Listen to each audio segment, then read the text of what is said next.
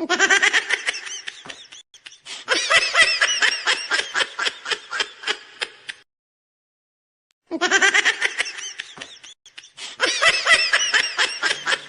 जरा, सबर करो. बोला धक्का बुक्की नहीं करने का.